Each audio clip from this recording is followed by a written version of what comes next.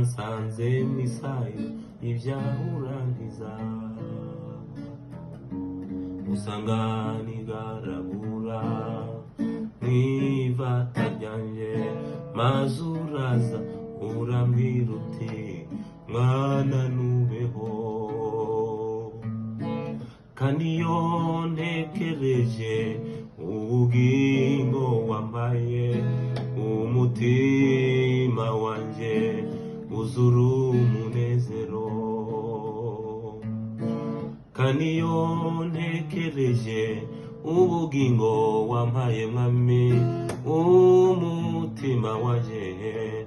uzura umunezero zahora nkuririmbira ishimwe ku mirimo wagoreye zamamaza ubuntu bwinshi naboneye igorogota amahoro n'urukundo biva ku musaraba amahoro wewe biva ku musaraba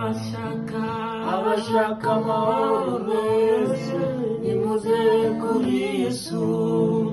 abategeye amaboko abakize kurimbuka umuntu wisunze wese ntazakorwa n'isoni